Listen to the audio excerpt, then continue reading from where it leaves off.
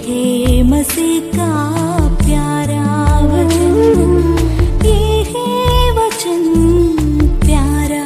परमेश्वर के धन्य नाम की महिमा हो। प्रभात मनन के सत्र 2219 में आप सभी का बहुत ही विनम्रता के साथ स्वागत करता हूँ। आइए आज के मनन के लिए हम पढ़ते हैं याकूब अध्याय 1:18। उसने अपनी ही इच्छा से हमें सत्य के वचन के द्वारा उत्पन्न किया, ताकि हम उसकी सृष्टि की हुई वस्तुओं में से एक प्रकार के प्रथम फल हो। इस्राएलियों के लिए अपने खेत के उपज में से प्रथम फल परमेश्वर को अर्पण करना होता था, ताकि परमेश्वर उन्हें अधिक आशीष दे। निर्गमन 23:19, 34:26, लेवी व्यवस्था 2:12, व्यवस्था विवरण 18:4 और 26:2। परमेश्वर के द्वारा इस्राएल को दी गई आज्ञा के अनुसार उन लोगों के बीच के पहलौठे पुत्रों को भी परमेश्वर के लिए समर्पण करने की अनिवार्यता होती थी। निर्गमन 22:29। इस्राएल को परमेश्वर अपने पहली उपज के रूप में परिचय कराते हुए यिर्मयाह 2:3 में हम पढ़ते हैं। नया नियम की ओर जब हम आते हैं, प्रभु यीशु मसीह को मृतकों में से जी उठने वालों में पहला फल के रूप में 1 कुरिन्थी 15:20 में हम देखते हैं। रोमी 8:23 में उद्धार प्राप्त विश्वासियों में यीशु मसीह के पवित्रता पाने की तीव्र इच्छा को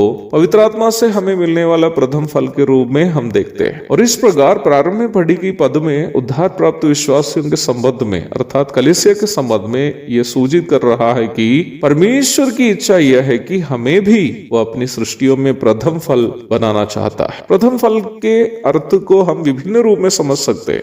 न्याय व्यवस्था में इसे परमेश्वर के लिए इस्राएली लोग अपने खेतों से हो या फिर बच्चों में से हो अर्पण करने की जो बात के रूप में बता दिया है, प्रथम फल के रूप में, उसका अर्थ यह है कि परमेश्वर के लिए पवित्र करके अलग की गई कोई वस्तु, something which is separated and sanctified for the Lord, that is its actual meaning. प्रभु यीशु मसीह को मृतकों में से जी उठने वालों में पहलौठा कहने का अर्थ, मृतकों में से जी उठने वालों में वो सर्वप्रथम है और सभी अन्य लोगों के पुनरुत्थान का भी वही कारण है। Jesus Christ is the first from those who have been resurrected and he is the reason for the resurrection of all others. परमेश्वर इस्राएल को अपना प्रथम फल के रूप में पुकारने का अर्थ यह है कि परमेश्वर प्रारंभ में पढ़ी गई पद में उद्धार प्राप्त विश्वासियों को अथवा कलीसिया को प्रथम फल के रूप में अपनी उपस्थिति में अन्य सभी सृष्टियों में से बढ़कर उपस्थित करने की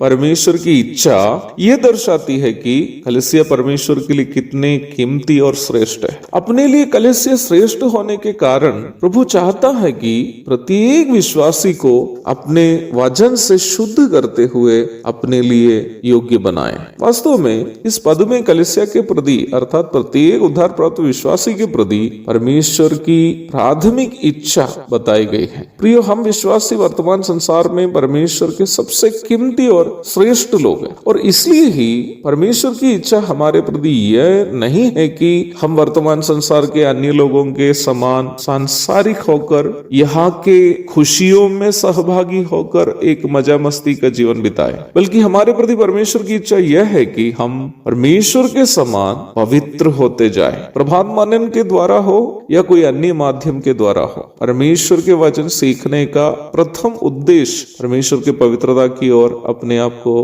बदलना ही होना चाहिए। एक और शुभ दिन की धन्य कामनाओं के साथ आज का मनन मैं यहाँ समाप्त करता हूँ। प्रभु आप सबको आशीष दे। आमीन।